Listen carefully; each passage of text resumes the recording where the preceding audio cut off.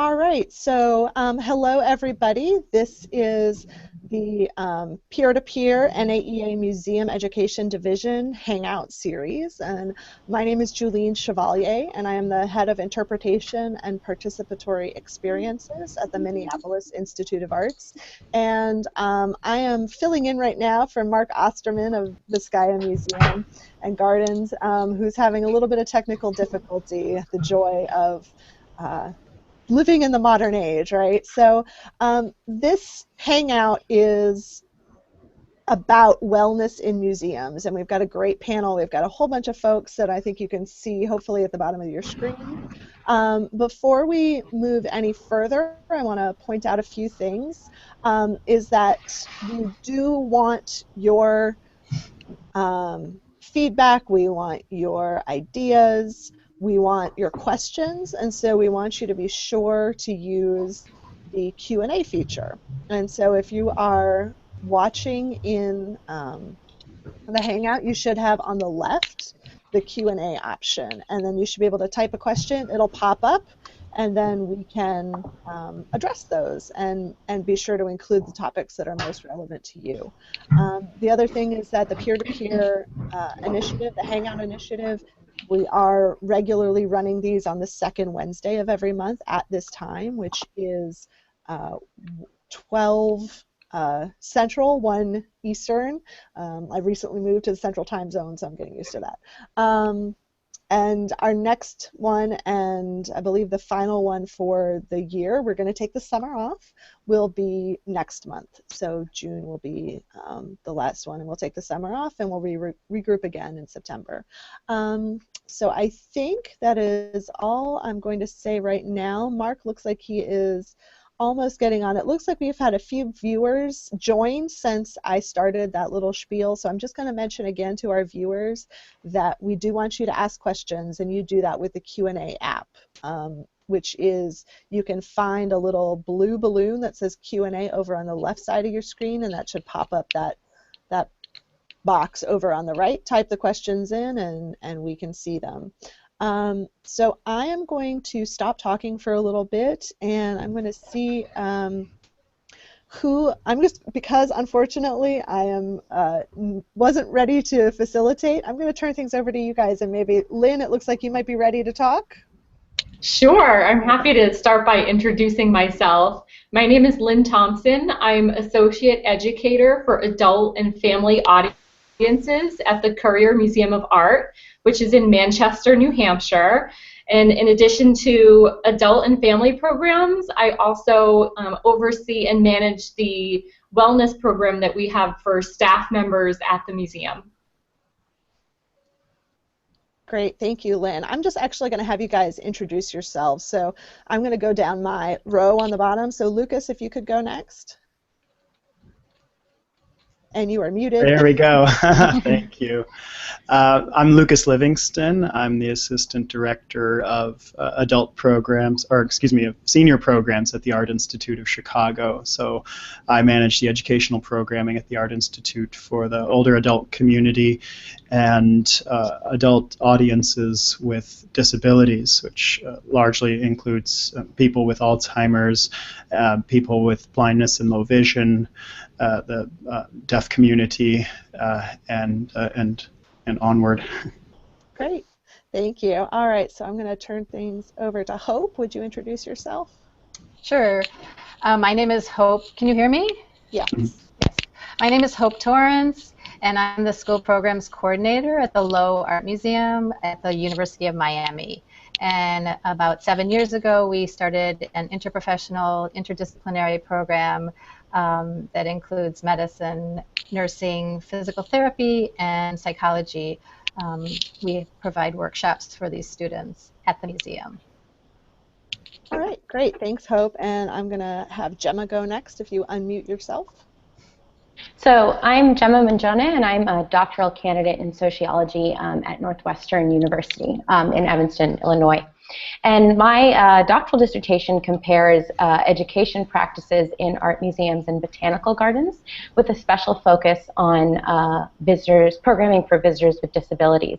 And in part, I've been looking at the incorporation of recreational therapists, so art therapists and horticultural therapists into museum staff, as well as sort of how the emphasis on wellness initiatives works differently across different types of museums. Great. And Brooke. So hi, I'm Brooke Rosenblatt, and I am Head of Public Engagement at the Phillips Collection in Washington, D.C. And in my role here, I run several of our wellness initiatives. So we have programs for older adults with chronic illness.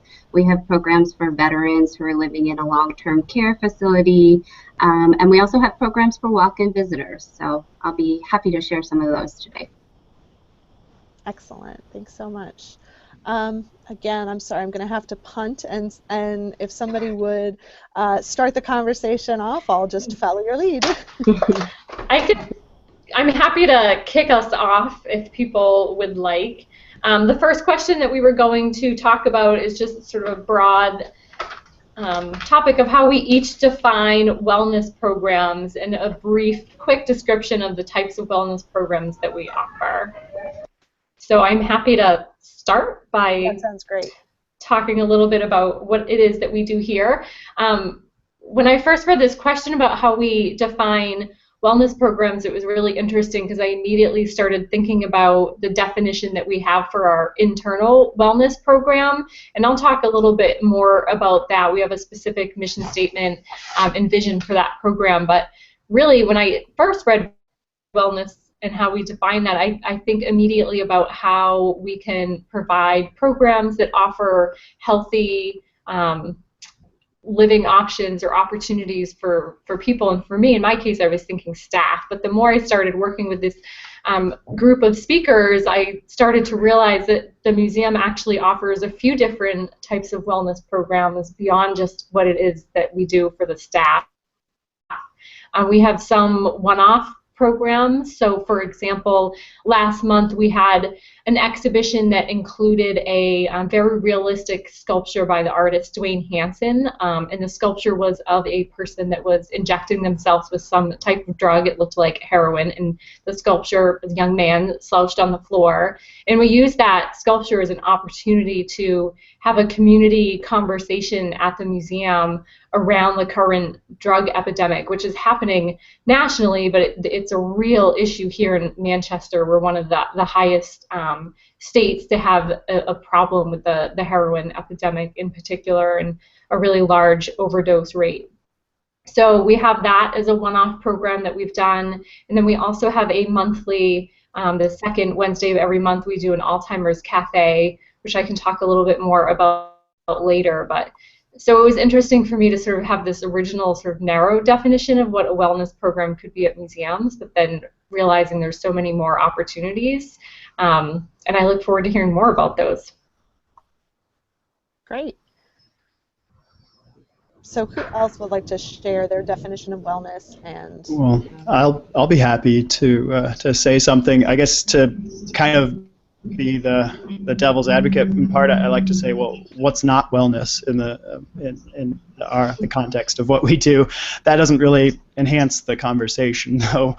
But I think if I could share a couple things that we do at the Art Institute of Chicago for the older adult community, we might find a lot of discussion of on-site programming, but I think one key movement that we have at the Art Institute is to reach out to the older adult community by visiting retirement centers, nursing homes, senior groups, and so bringing the collection, bringing the museum experience out to people who are not able to make the trip to the museum, whether it's due to financial limitation or mobility limitations. So, and certainly I will always be one to trumpet the wonderful achievements of the volunteer corps that we have at the Art Institute, without whom we couldn't have this tremendous outreach effort.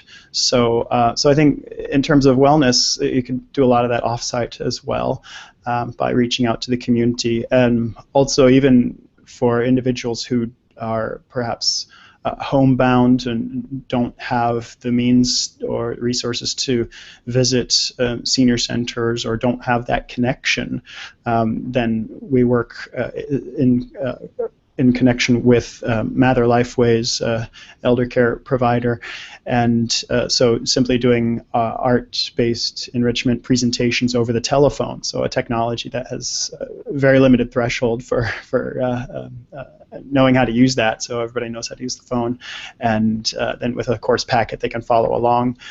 So trying to just create a bit of a social environment. It's not about an art history lesson, but it's creating this environment for socialization, getting out of the narrow social network, and just trying to create a bit of social, mental, intellectual, and emotional stimulation. Great. Thank you, Lucas. Certainly. Hope, would you fill us in on your programs? Yeah, I would. Oops. Oh, you need to unmute yourself. Oh. Hope, there you go. Can you hear me? Yep, now you're good. Springboarding off of what Lucas said, our program is directed at medical, nursing, PT students, and psychology students. So the idea of getting them out of their high-stress clinical environments is part of what we do on top of honing other skills. We've also developed, we just started a program with a few assisted living facilities, and some of the nursing and medical students who pair up with the clients from the assisted living facilities come into the museum, and we do half-day workshops with them where they're interviewing one another, they're getting to know one another, we give them a tour, they participate in an art activity together, and then we give them something to eat. So it's about socialization, but it's also about sort of diminishing stereotypes that a lot of students in nursing and medicine have, because their only exposure to some of these clients is when they are in the clinic or the hospital. So that's one of the programs that we've just initiated. Excellent, excellent. And Gemma, can you talk about your definition of wellness and what your doctoral research has turned up with? Well, actually what I'll do, and I want to make sure, since I'm not representing the kind of programming of an institution, that I'll defer more time to Brooke, but I did see that we had a question come up about this conversation of what is not wellness. So I thought that I would address that, because part of what my research looks at is, as I mentioned, the incorporation of different types of professional expertise into museum staff, and in particular how recreational therapists like art therapists work in tandem with art museum educators. And I found, over time I've found that while to some extent training is very different, and perhaps recreational therapists may be more oriented towards overtly therapeutic goals, there are a lot of similarities in the interest they have in creating an experience that sort of meets people where they are. I think that museum educators are trained, they come from a very constructivist background. They're really interested in sort of creating learning opportunities through experience. And art therapists in particular, when they're creating art projects, are all about giving support to people who are trying to articulate in a visual medium their own thoughts, reflections, and opinions. So such that we can think of the goals of museum education as being participatory, as offering choice. I think that the broader conversation of what does or doesn't constitute wellness really has a lot to do with creating experiences that are positive and affirming for people within the space of museum that can often then be translated into a language of positivity, empowerment, and sort of social objectives for positive change. But I want to, of course, pass this on to Brooke now so she can talk a little bit more about the kind of specific programs her institution offers. Great, thank you. So at the Phillips, we have a couple of different programs in our wellness portfolio. Similar to what the Art Institute is doing, we're working with elder adults, combining museum education and art therapy with a local adult day center, and it's both on-site and off-site. As I mentioned earlier, we're working with our local VA hospital in their long-term care unit. And then similar to what Lynn was saying, we also have some one-off programs where we offer yoga, meditation, and then we also just developed a new program for walk-in visitors, which is our contemplation audio tour. And I think we were going to think about, as a group, walk-in programs and how they relate to wellness. So I'll just share a little bit about that program now, and then maybe we can open that up to the conversation to see what other people are doing for walk-in visitors. So our contemplation audio tour, which we just developed, is a audio tour that you access via your cell phone, and it combines meditation practices with deep looking. So the goal of this audio tour is really to invite visitors to slow down, to deepen their relationships with artwork, and then experience what we've found, and our museum was founded on, is this idea that art can have a restorative power.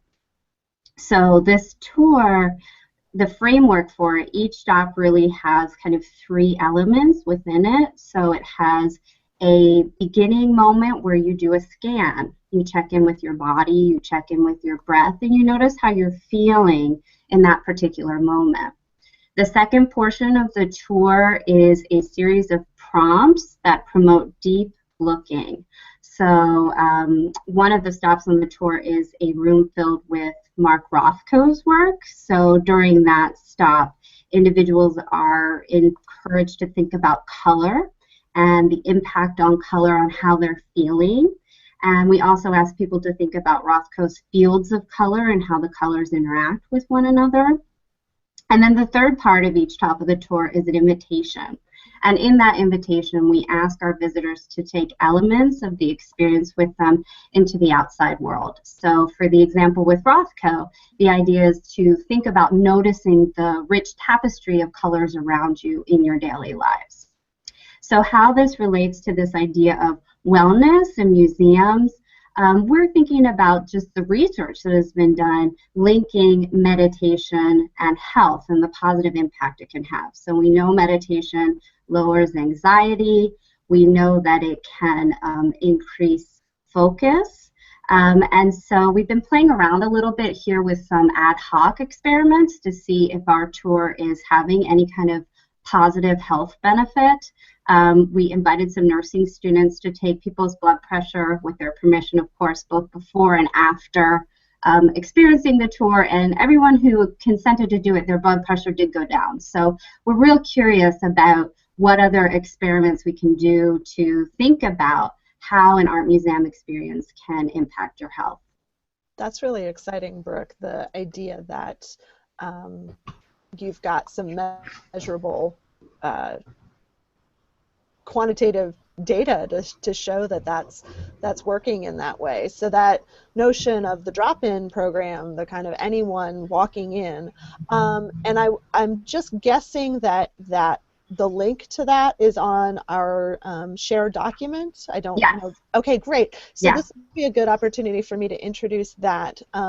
In the event, there's a link to a document, and I'm not sure if this is going to work because Google sometimes does strange things, but I'm going to try and show that document as well. So this is a great resource document that all of our speakers put together.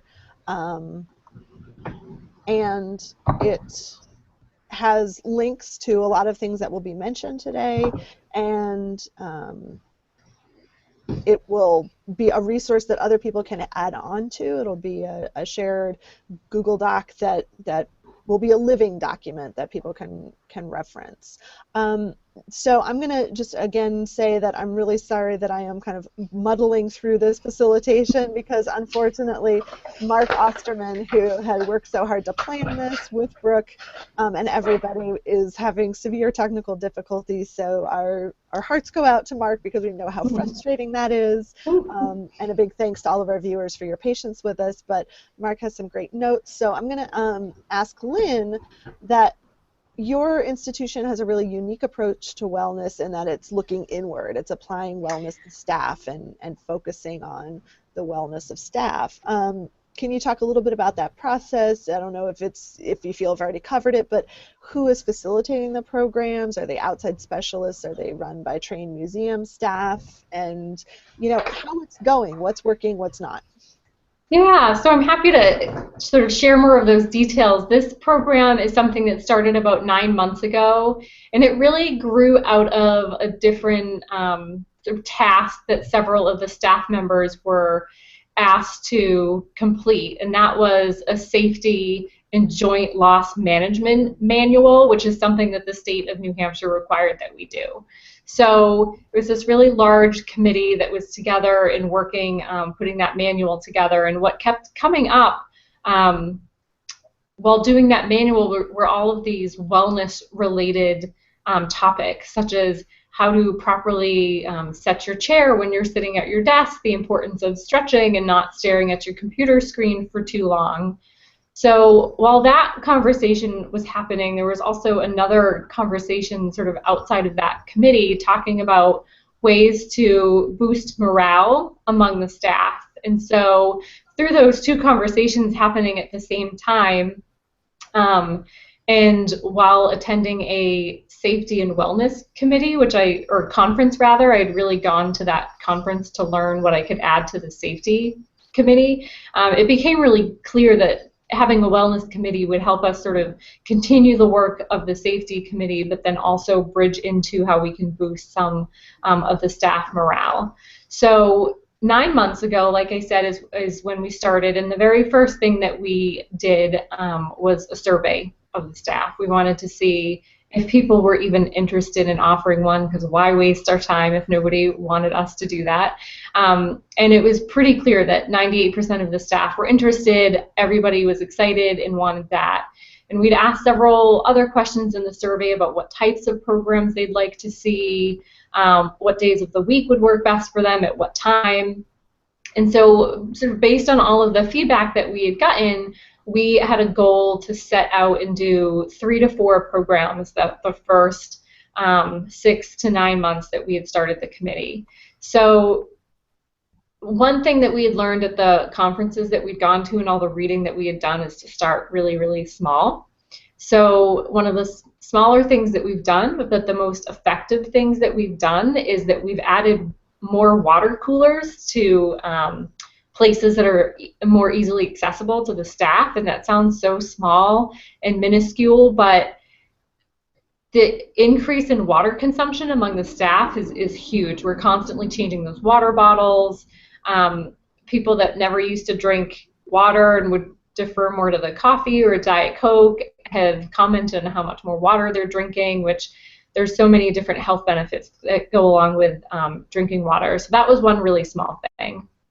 Another small thing that we did was we decided to hold a flu clinic at the museum so that staff wouldn't have to stress about how am I going to get the flu clinic in, how am I going to get my flu shot, I have to take time off to do this, I need to get my kids in for that. So we opened up the flu clinic to staff and family members during the work day for anybody that wanted that, and that was really popular. A few things that we've done that weren't, I'd say, as successful, surprisingly, to me, but definitely a learning moment. We offered free chair massages because stress was something that came up in the survey that we did, stress management and just high stress levels. So we had an outside service come in and offer 15-minute chair massages, and I had to really repeatedly ask people if they wanted to sign up, who was interested in this. We had 12 slots available and only 8 people took advantage of that. So I was surprised at that, but I feel like there's a little bit of an embarrassment for some people of not wanting to do that at work, or maybe strangers, I don't want to be touched by a stranger. So I think that was sort of a lesson learned for the committee. And then the other thing that we did that was also free, that we didn't have high attendance, which I was surprised because in the survey people had said they were interested, was we offered a free beginner yoga class during the workday, and people were invited to attend. So we only had four people do that, which again, was a surprise. But in doing these programs, one of the things that we've learned is that there's a bit of a cultural shift that needs to happen at the museum internally. And I think the biggest barrier for us is that people don't feel like they're allowed to get away from their desks, or like they don't have permission to go for a 15-minute walk, or they can't stop to do a yoga class even though the museum's sponsoring it. So I think in the last several weeks, that's something that we've really started to think about and trying to figure out how we can best sort of market that to the staff to let them know that it is okay to move forward. That's great. I'm just gonna keep us moving forward a little bit. I think it's also probably a scale thing, and you know, just like we wouldn't expect to introduce a program to the public and have it be stupendously subscribed right away. I think we have to apply that to our staff members as well. And May I? Yeah. Oh, I'm sorry. I just wanted to make a quick connection just listening to it's interesting because we have different perspectives represented on how museum staff organize programs for a visiting public that think about ideas of wellness, and then there's more about wellness as it becomes embedded in professional practice. And I know that Hope will be talking later, but it's a nice kind of synergy between Lynn and Hope because you see how medical expertise is informing the practice of museum educators, and then you can also see in other collaborations how museum staff working with art can contribute to and sort of inform the philosophy of practice that health administrators approach. So it's kind of a nice way to think about that synergy. Absolutely, that's a great point. I want to tie in your research with Lucas's programming, but first I want to address this question that's up on the side. So Brooke, if you wouldn't mind telling us whether there was a control group that also measured blood pressure for that little experiment. Yeah, that's a great question, and I think it's perfect to bring it up now when we're talking about medical research. So this was really an ad hoc. People raised their hand if they wanted to participate. But I think that Rebecca's question brings up what we're thinking about doing for the next step is pairing up with a local university and actually doing a more scientific approach to the research so that we could have, just as you were saying, Jolene, measurables that we can then show that are publishable and then tests that are replicable too. Great, great. Because that audio guide sounds amazing, but also we know that sometimes just being in a museum or a quiet space, etc., is relaxing. So that's fabulous. Okay, so I'll turn things over to Lucas to tell us about the programs that Gemma was studying. Certainly, yes, thanks. So primarily I just wanted to briefly introduce a program we have called Art in the Moment, which is for people with early stage Alzheimer's and other forms of dementia and their care providers, their care partners. And it's a therapeutic program. Well, I don't know if it's therapeutic. I'm told it's therapeutic. I'm not an art therapist, but you know, Gemma can address that.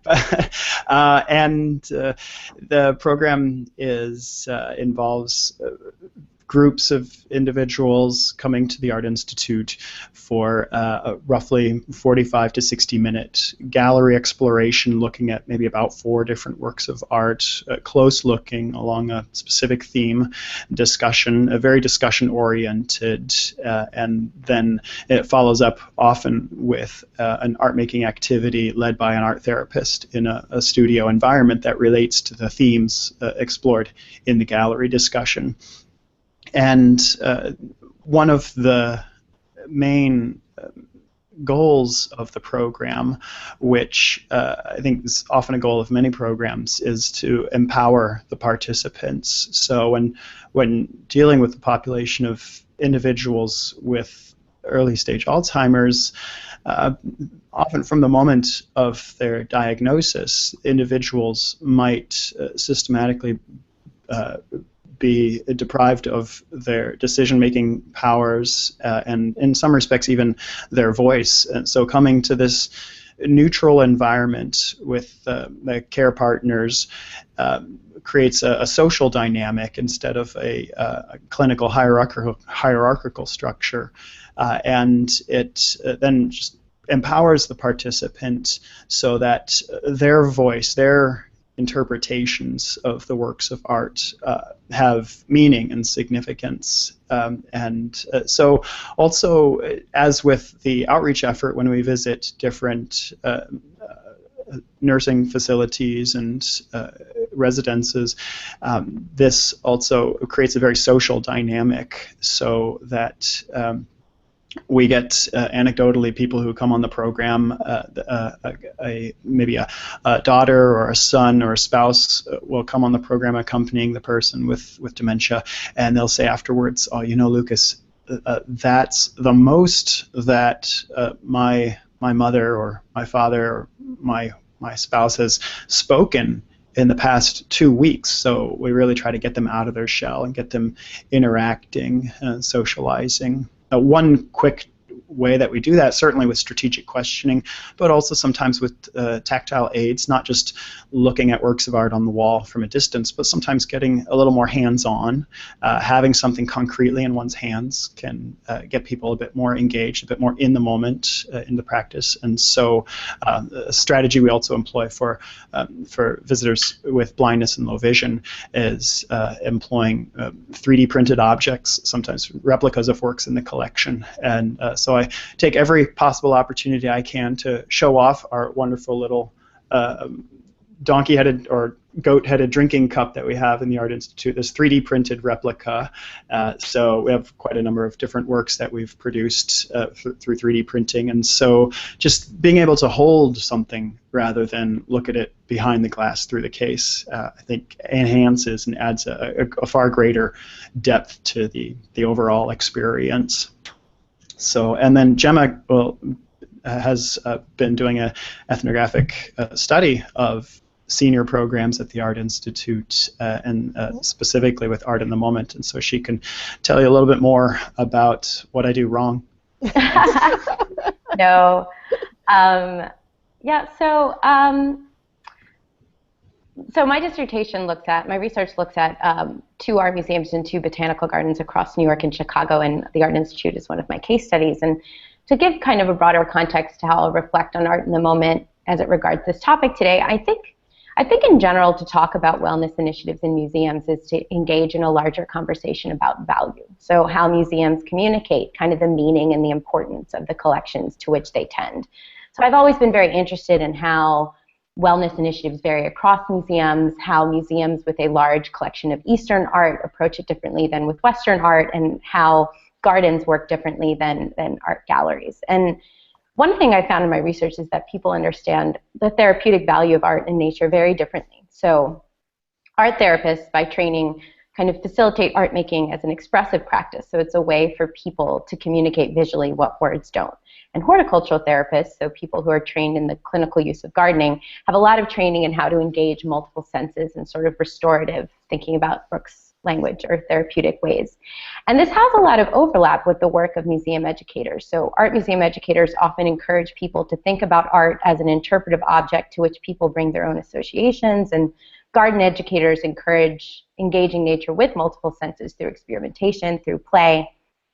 So there are these similarities, but I think conflict can occur if staff with different backgrounds aren't necessarily able to kind of collectively determine the objectives of a program and the sort of practices that help best meet those objectives. So a museum educator might emphasize a more constructivist approach that's really rooted in a visitor's experience, their interests, their choices, while recreational therapists might want to emphasize sort of more intentional therapeutic goal setting, especially if they're coming from a healthcare background where they're regularly seeing clients, they're tracking progress, where, you know, museum educators don't always have that opportunity.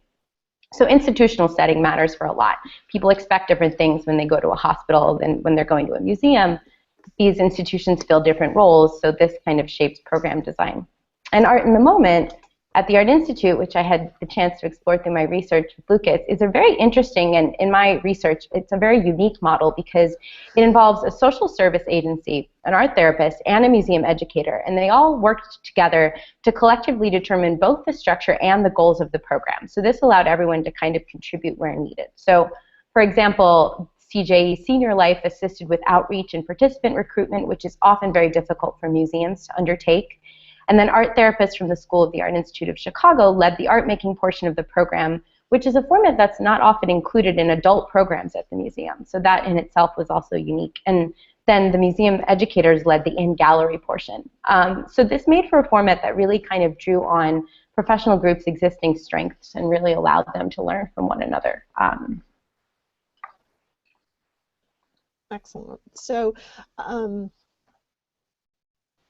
thinking about what research can affirm the connection between museums and health, and Hope, it sounds like you have a blog that aggregates articles that can address that, and would love to have you talk about your work with the School of Medicine and that amazing program. Okay, so can you hear me? Yes. Okay. So about, let's see, in 2006, I have to give a shout out to Alexa Miller, who now has actually a consulting firm, Arts Practica, and she helped co-found the program at the Harvard Medical School. And she was very generous in sharing some of the ways in which she started the program. We both had been working in museums that use visual thinking strategies as a base methodology and guiding. And she incorporated the visual thinking strategies into the program at Harvard Medical School. And then I started studying about Erwin Braverman's program at Yale Medical School, and the planets were sort of aligned. One of the chair faculty member of the physical therapy department, which is part of the University of Miami Miller School of Medicine, was also interested in Braverman's work with dermatology students, and so she would bring art into the classroom with the physical therapy students, and she basically did her own sort of mini study to see if their observations were deeper and greater, and their comments about when they looked at pictures were more sort of detailed. And she found out that yes, in fact, after showing 10 works of art over a period of time, the students' observations were longer and more detailed. So she and I got together in 2009 and talked about starting a program at the museum. And so it was really sort of isolated workshops with the School of Nursing, the medical school, and then the physical therapy students. And so I think what we were really interested in, it was creating an interdisciplinary program in which students could come into the museum and be divided up into small groups and work collaboratively to make meaning using works of art in the museum. We used the visual thinking strategies as sort of a base methodology, with the understanding that these weren't questions, these open-ended questions weren't questions that nursing or medical professionals would use with patients, but that in that it was open-ended and non-directed, it was a really good way for them to understand how important it was for them to listen longer to their patients. So we also had students not only participate in discussions about works of art, but we had them facilitate the discussions, which gave them an opportunity to understand how important it was to remain neutral and not interrupt a patient when the patient is talking about their story. And they even said, they came back and said that it really helped with their interviewing skills. So it was really a process, and it's still evolving. It's been going on for 7 years, 8 years, and it is still evolving. And it just so happened that in 2009, I had a personal experience where I was in and out of hospitals a lot, and we still are in and out of hospitals. So I was sort of using some of my experiences with healthcare professionals as ways in which we could springboard off of those experiences in the museum with students in healthcare. So that's where we are, and we're still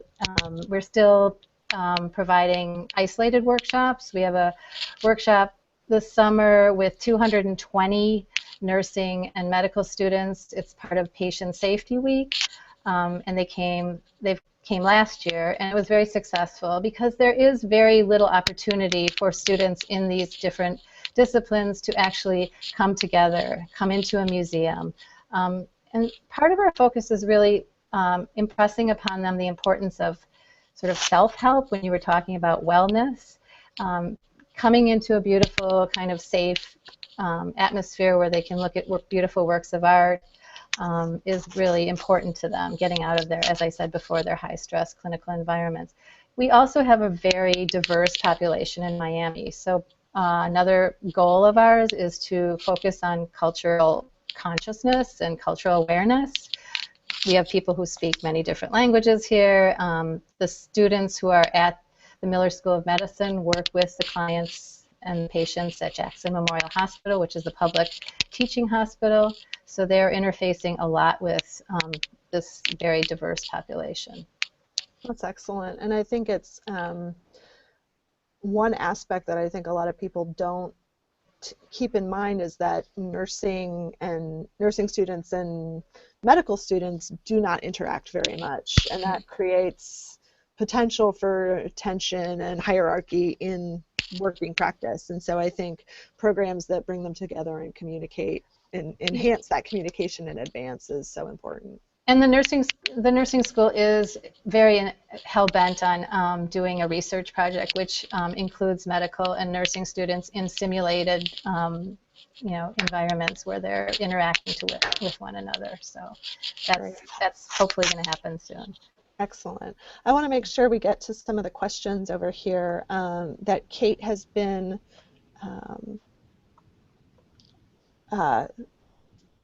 typing up here. So Kate, thank you so much for participating. And I will again remind our viewers, we've got more than 30 people watching right now, so hey everybody. And if you mouse over to the Q&A on the left side of your screen, you can pull up the Q&A feature and then ask a question just like Kate has. And you can also, if you like a question and really want it to be answered immediately, you can click the little +1 or the plus number, so to tell us what is most important to you. I want to touch on this idea of definition of terms, this idea of the term seniors. How do you, let's see if I can find that so I can highlight that we are answering it. The definition of the term senior, like how do you define that? How is that different than elderly visitors or people with special needs or older adults? I know that my parents are officially members of AARP, but certainly don't consider themselves seniors. And just, I think it's interesting that we think of like a wellness program might be thinking about internal for staff, but if we talk about a wellness program for the public, is that perceived the same way? I don't know if there's anybody who wants to dive in with any responses to those definitions. Well, I could certainly address specifically usage of the word senior. Certainly a term that a generation ago was intended to be something very much a term of respect, but language always changes, and so it's something that's become a bit out-fashioned. So as you said, somebody who's maybe 55 and getting those AARP mailings today certainly would not necessarily identify with being a senior citizen. So yeah, it's an evolving, ever-changing landscape.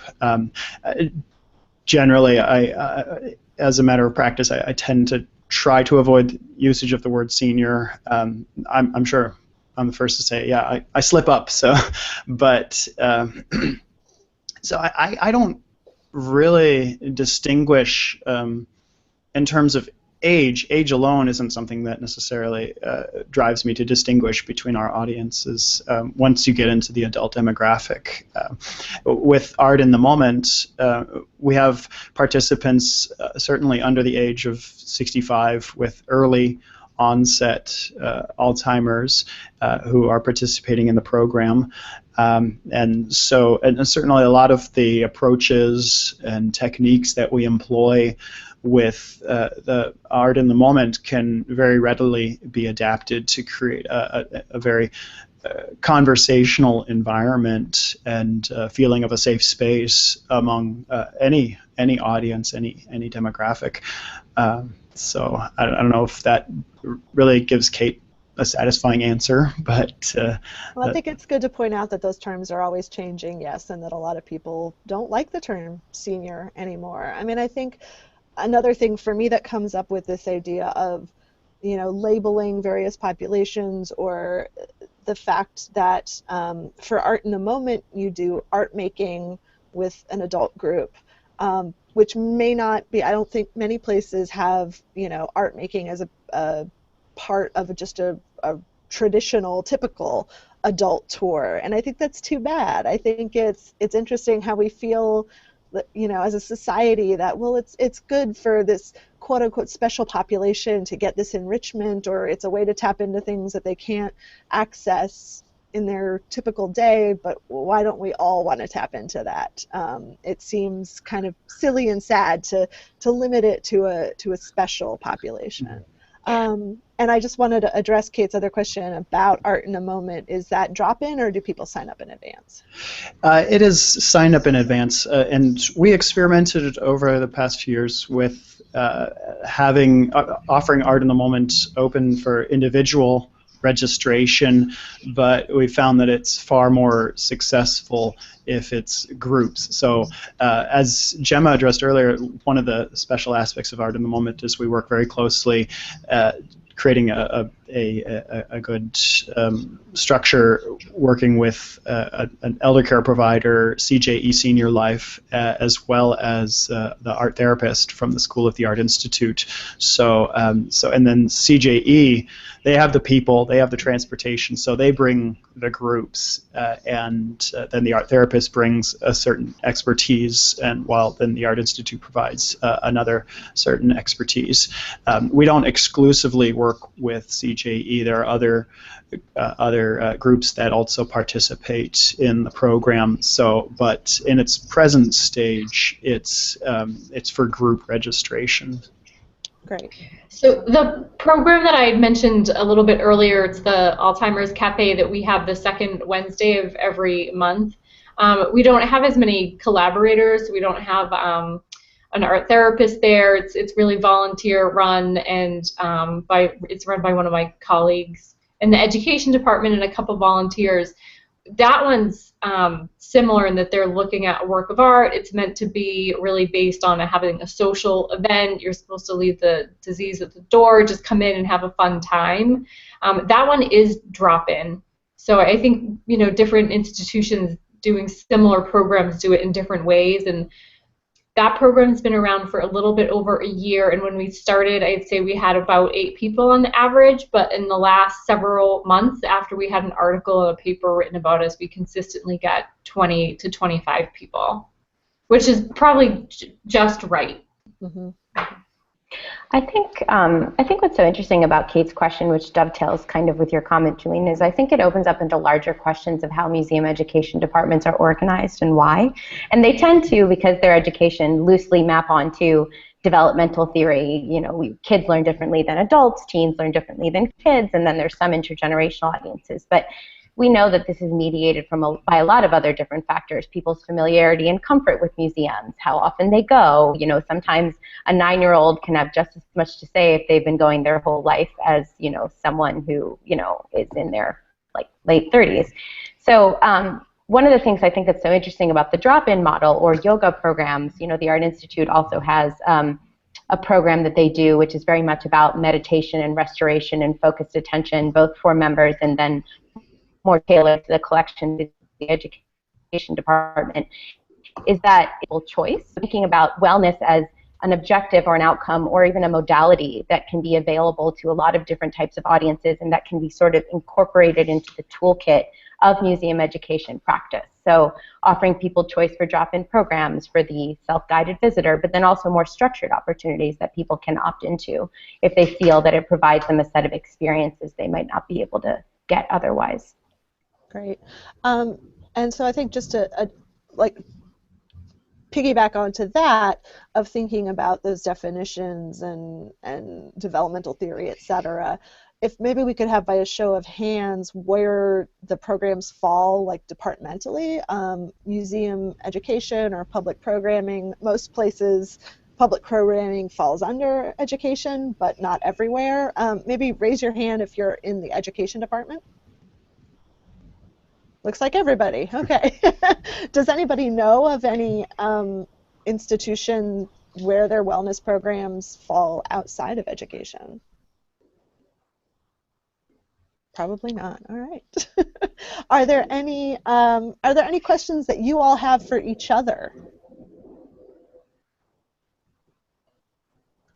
So I have a question, which is one of the ones that we had thought about, and it's one that I think about in my work every day, which is this idea of like specific challenges that you have in order to create these kinds of programs, or words of wisdom that you have for other colleagues who want to start these kinds of programs. I'm just always curious to see how other educators approach this and obstacles that they found along the way and ways that they've surmounted them.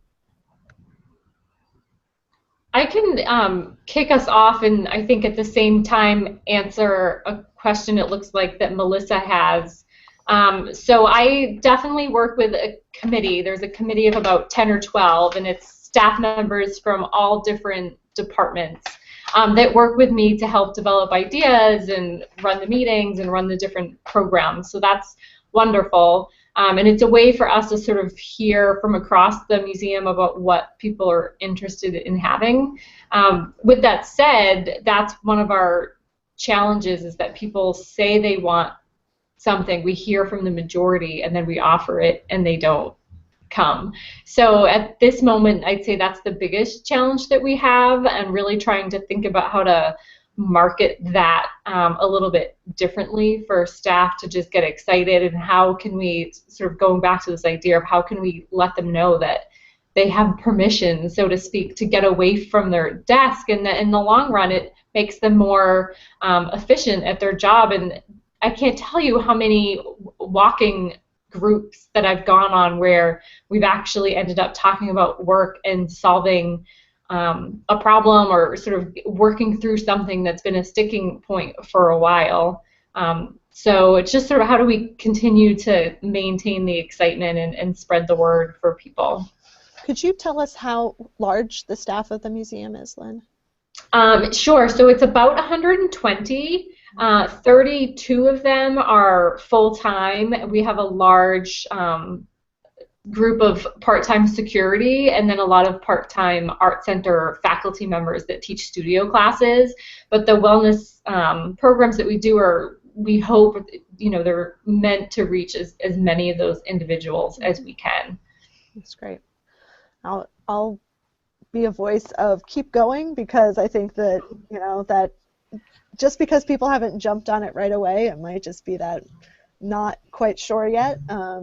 And I work at a place with 250 full-time staff people, and there's like 3 yoga classes a week for staff, and there's a lot more people to take advantage of it. So I think yeah, that institutional shift is challenging too, to feel like you have permission to do these things.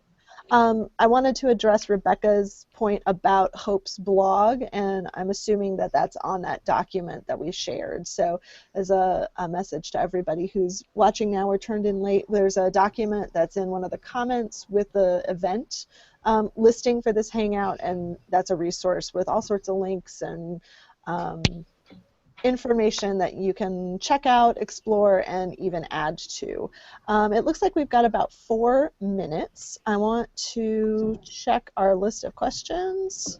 Let's see, and some comments from people who are talking about where wellness for staff lives. A lot of places have HR running wellness programs for their staff, but also it looks like Rebecca Bradley mentioned that the wellness is in HR and the access programs are there as well. So that's an interesting potential for challenges, but just an interesting different kind of setup.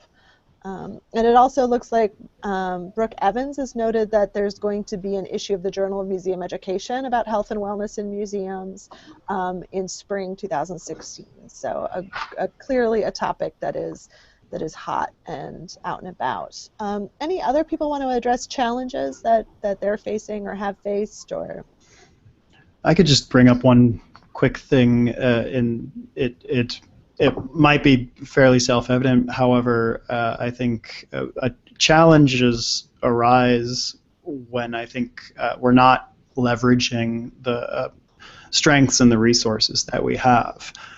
So with Art in the Moment, for example, we developed this wonderful partnership, this three-way partnership, and so that eliminated the challenge of bringing in the talent of the art therapist, and eliminated the challenge of trying to find the audience. So certainly that proved to be extremely successful. So yeah, just leverage your strengths. Excellent. And Hope, I wanted to touch base with you, having worked on med school programs in the past, just highlighting how important it is to have that institutional buy-in with the faculty, and maybe speak to that a little bit. Yes, so that's a huge advantage because I'm in a university academic museum, and so cultivating relationships with different faculty in nursing, medicine, psychology, and PT, and maintaining those relationships. We are a staff of about 14 right now, and I am half of the education department.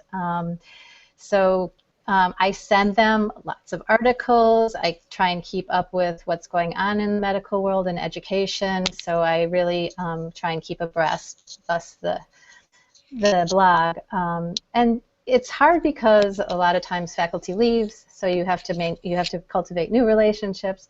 But we have actually a student advisory committee, and I try and meet with everyone at least once or twice a year, check in with everybody, find out what's happening in terms of their needs and their interests. And as I said, the program's evolving, so I want to make sure that we are up to speed with them. That's great. And I'm curious, do you ever get pushback from the students themselves, them rolling their eyes about, like, well, why are we in the museum? Yeah, oh yeah. Studying for orgo. So that's the other challenge, is that for some of the nursing students, it's a requirement. Not so much for the medical students. It's not a requirement for the medical students. It can be sometimes a requirement for PT students. So having that consistency, because we do have a series of workshops, so it makes it more difficult so if somebody just is coming into one workshop, to sort of keep everybody on the same page, and that can be a challenge. We found that the medical students, they have a humanities club, and the MPH, MD students are the most. They seem to be the students that have the most interest in coming to the workshops. And having a student advisory committee was huge, because they're the voice of. They're going to go back to the other students and say, you got to come to these workshops. Absolutely. So it was very important to get them on board. That's great. Well, this hour has gone by very quickly. I want to thank every single panelist. You guys are fabulous, especially with rolling with the punches. This last minute change of facilitator. Thank you. I want to remind everybody that the session is recorded and is available on YouTube and our NAEA Museum Ed G+ page as well. And I hope that you will join us for the next hangout, which is, I want to get it right, it is Wednesday, June 10th at this same time, so 1 o'clock Eastern, and it is going to be about research and evaluation in teen programs. So please join us then, and I hope everybody's having a good spring day. Thanks again, and we'll catch you next time at the next hangout, the second Wednesday of the month. Bye, everybody. Bye. Thank you. Bye. Thanks. Thanks, Julian.